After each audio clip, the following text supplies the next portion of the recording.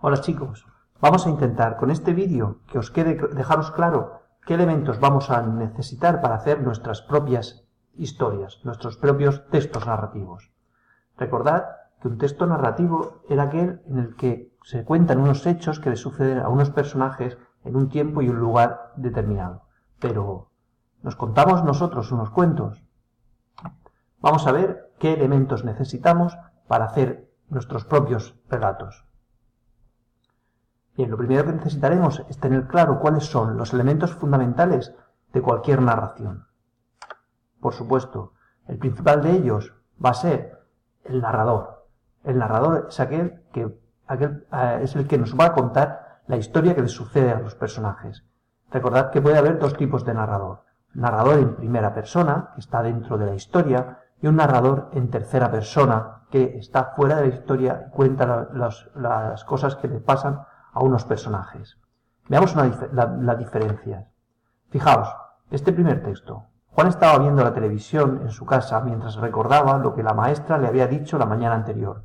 Su mente no paraba de pensar, sabía que tenía que ponerse a hacer la tarea. No dudó más y corrió a la habitación para empezar los deberes y así dejar su conciencia tranquila.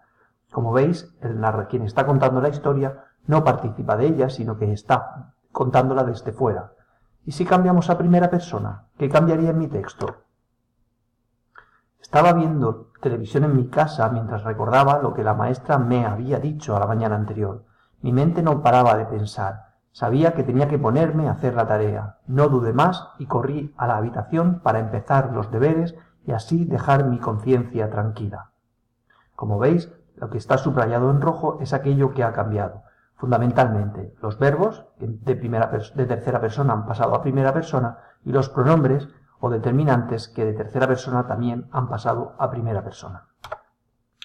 ¿Qué más elementos tenemos? Pues tenemos que tener en cuenta, por supuesto, los personajes. Tendrá que aparecer en nuestro relato un personaje o unos personajes protagonistas, que sean los principales sobre los que gire toda la historia, un personaje antagonista, que será aquel que se oponga a los protagonistas para impedir que consigan su objetivo, y unos personajes secundarios que van a ir apareciendo a lo largo de nuestro relato y que van a ayudar a los protagonistas a conseguir su objetivo. Por supuesto, también tenemos que tener en cuenta el lugar en el que va a desarrollarse nuestra historia. El lugar puede ser un lugar abierto, por ejemplo un parque, pero también puede ser un lugar cerrado, por ejemplo el instituto. Podría ser un lugar real, imaginaos que es el Madrid, pero también puede ser imaginario, puede ser una ciudad que yo me invente, aunque todo lo que haya en ella sean cosas realistas. O puede ser un lugar fantástico, esa misma ciudad que yo me he imaginado antes, pero en la cual los coches, por ejemplo, pueden volar o te puedes teletransportar en el espacio.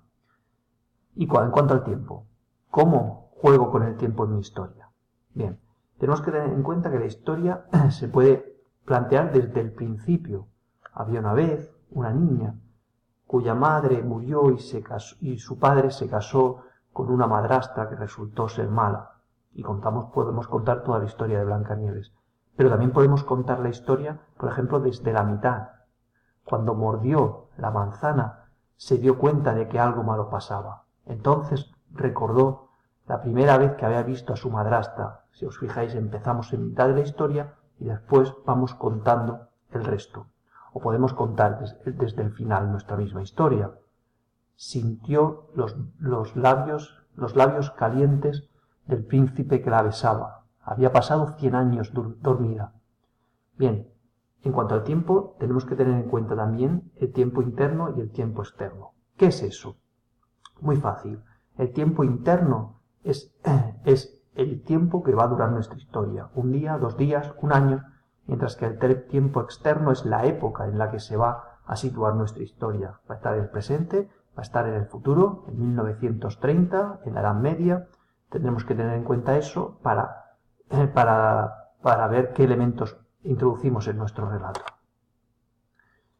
Bien, también es importantísimo la acción, que en nuestra historia haya un primer párrafo en donde haya un planteamiento se presenten a los personajes y se describa un poco el lugar, el nudo, que va a ser la parte fundamental de nuestra historia, donde sucedan todos los hechos, va a estar compuesto por 2, 3 párrafos por lo menos, y el desenlace en donde se cuente el final de la historia, y va a ocupar un último párrafo.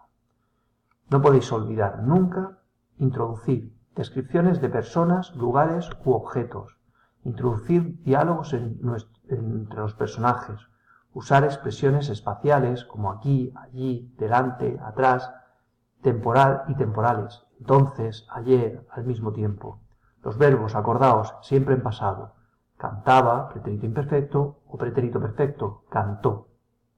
Y no olvidéis, aparte de usar los verbos de acción, usar verbos de lengua para introducir los diálogos. Y dijo, preguntó, exclamó, pensó. Bien, y ahora os toca a vosotros.